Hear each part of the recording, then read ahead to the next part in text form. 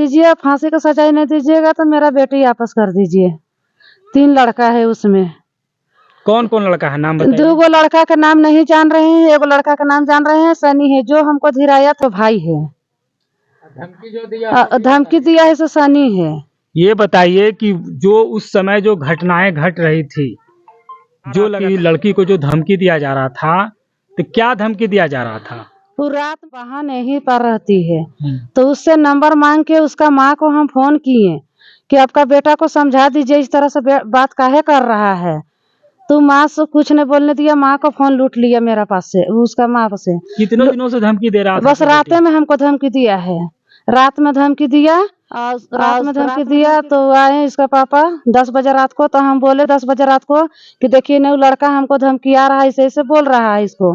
तो बोले कि ठीक है आने दो उसका पिताजी, बाप आएगा तो डिप्टी से 8 बजे रात दिन में 8 बजे आता है, रात डिप्टी जाता है।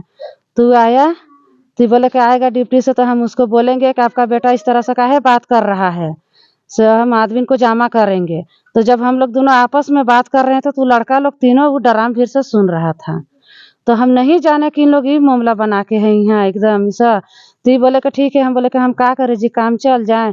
तो ये बोले कि चल जा तू काम, हम उधर से आ रहे हैं तो आदमी को हम जमा कर रहे हैं सबको, कि सब आदमी को जुटा रहे हैं। तो पूरा लड़का सुन रहा था मेरा बात। तो ये चला गई, 7 बजे निकले, 7:30 बजे हम निकले। तो हम अपना उठाए लड़की को, बोले मैया तुम हमको खाना बना के धर देना, हम 12 बजे आते हैं। तो बोले कि क्या बना देंगे खाना? तो हम बोले कि सब्जी भात बना देना। तो बोले कि ठीक है जाओ, ठीक है जाओ तू कह के बस हम चले गए, यहाँ से निकल गए हम। ये बताइए कि घटना जो घटी है कितने बजे शाम को घटी है? ये दिन का बात है, सुबह का बात है, 8 साढ़े 8 बजे के लगभग में ऐसा किया है। उस समय कहाँ पर थी? हम काम करने चल गए थे, नहीं थे घर में। ये बताइए कि आपकी लड़की को जो है, उन जो आरोपी लड़का है, उसके पहले भी कभी भी कुछ बात हुई थी? ऐसा अचानक बोला है उन लोग, कभी वैसा। इसलिए कि लड़की के पास मोबाइल नहीं है, एक ही गो घर में मोबाइल है, एक ही गो। पहले बड़ा मोबाइल था वो फूट गया, तो उसमें से सिम निकाल के हम छोटा मोबाइल में डाल दिए हैं लेके। एक ही गो मोबाइल है मेरा पास। पहले से बात कुछ नहीं सजना, वो सब अचानक वैसे हमको बोला है रात में। बोले तो बोल रहा है कि क्या कर लीजिएगा, हम देख तो लेते हैं आपको कि क्या कर लीजिएगा यार। जो जिस प्रकार से घटना जघन्य अपराधियों के द्वारा दिया गया, प्रशासन की ओर से क्या आश्वासन मिला है आपको? हम वही बोले हैं वहाँ, उन लोग का फांसी का सजाई चढ़ा दीजिए, सीधे फांसी का सजा चढ़ाइए, हमको दिखाइए उस सबके फांसी का सजा चढ़ा के ना, तो हमको बेटी वापस ला दीजिए। इसलिए कि बेटी उसको नहीं चाह रहा था, नहीं खोजता था। उन लोग जान कैसा किया है, जान कैसा किया है। बेटी मेरा बहुत कुछ सोच रही थी हम लोग का पीछे, मेरा पीछे कोई नहीं था, वही बेटी थी हमरा, कोई नहीं है। मेरा लड़का उड़का 3 गो लड़की है, 2 गो छोटा छोटा है, और वो लड़की को बहुत तू आगे चल के मेरा कुछ करके दिखाती हमको। वो बोला था हमको कि हम मम्मी पापा को पीठ पर खाड़ होके, हम इन लोग का अपन पैर पर खाड़ होके, और हम इन लोग का करके हम कमा के खिलाएंगे, कि हम कमा दीजिए ना। बेटी मिश्रा के रुदिया गांव में है, और यहाँ एक और बेटी इन हवसी दरिंदों का शिकार हुई और अपनी जान गंवा बैठी। हम उस घर में अवेलेबल हैं, उपस्थित हैं, जहां इस तरह का अंजाम दिया गया। आइए हम आपको दिखाते हैं कि कैसे इस दरिंदों ने अपनी प्लानिंग के साथ एक पढ़ने वाली, इंटर में पढ़ने वाली लड़की के साथ बलात्कार किया, और उसे बलात्कार करने के बाद उन्हें फांसी पर चढ़ा देने का शक्ल दिया गया और उन्हें जान से मार दिया गया। यही घर है वो जो जिस घर में लड़की रहा करती थी। उनके माता पिता एक मजदूर हैं, कहीं दूसरे के जगह काम करते हैं, और वो घर से बाहर लमसम 9 साढ़े 9 बजे निकले, और यही वो घर है। यहीं पर लड़की अकेली थी, और इस अकेले का फायदा उठा करके इनके माता पिता का कहना है कि जब हम घर से बाहर निकल रहे थे उस समय ये हमारी जाने का वेट कर रहे थे। ये हमारा ये टंकी है, और उसी पीछे में छिपे हुए थे वो 3 अपराधी, जो सनी मास्टरमाइंड है। इस तरीके से घटना का इंजाम दिया गया जो हम कभी जीवन में सोच नहीं सकते थे। अभी इनका माता पिता भी यही सामने में है, इनका रो रो कर बुरा हाल है। आप सोच सकते हैं कि जिनकी बेटी, बड़ी बेटी, जो एक पुत्र का समान दर्जा दिया करते थे, वो इनका अभी चेहरा देख सकते हैं आप, कैसे रो रो करके बुरा हाल है, और ये अभी कुछ बोलने लायक भी नहीं है। यही इनके माता पिताजी हैं और ये रुधिर आंखों से ये निशब्द हैं, कुछ बोलने के लायक नहीं है कि इनका जो बेटी थी वो पुत्र के समान ही पाल कर पोस करके बड़ा कर रहे थे और उन एक आशा था कि वो कमा करके हमें सहारा मिलेगी, लेकिन उनकी सारी सपनाएं दुरुस्त हो गई, ध्वस्त हो गई और ये दरिंदों का शिकार हो गई। अभी हम आपको दिखाते हैं कि जो लड़के लोग यहीं उसके बगल में रहा करते थे और लड़की को बराबर फोन करके तंग किया करते थे कि तुम हमारे साथ बात करो, मिलो।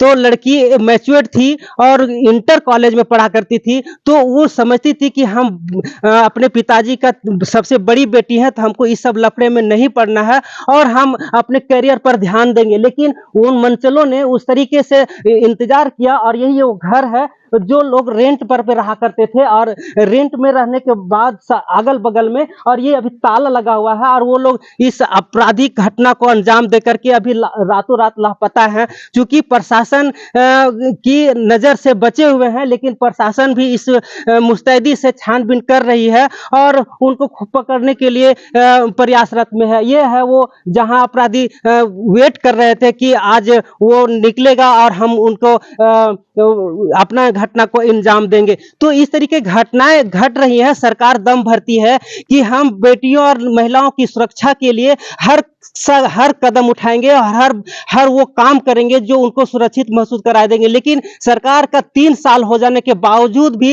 एक महिलाओं के न्याय पाने का सुलभ और सरल रास्ता है महिला आयोग, लेकिन उसकी गठन नहीं हो पाई है। ऐसे 7 ऐसे आयोग हैं जो सरकार अभी तक इस मामले में चुप साधे हुए है। तो कैसे ये सरकार पर भरोसा और प्रशासन पर भरोसा किया जाए कि महिलाएं और बेटियां सुरक्षित रहेंगी? चूंकि जब भी बेटियां घर से बाहर निकलती हैं तो उन्हें माता पिता को हमेशा ये डर बना रहता है कि हमारी बेटी सुरक्षित पहुंच पाएगी या नहीं। ऐसी दिन प्रतिदिन घटनाएं घटती जा रही हैं और लोग इस तरीके के रास्ते अपना रहे हैं जो एक समाज को विकृत करने की व्यवस्था बनती जा रही है और लोग हवस का शिकार उन पढ़ने वाली छोटे छोटे बच्चियों को साथ घटना का अंजाम दे रही है। तो हमारे कहना की है कि समाज के इस व्यवस्था में जा रही है, जो अगल बगल में एक पारिवारिक वातावरण बना रहता है उसी पर ये बुरी नजर डालते हैं और उन्हें घटना का अंजाम देते हैं। तो हमारा अभी हम कुछ बात कोशिश करेंगे कि घटना आखिर क्या थी और कैसे घटी, हम आपको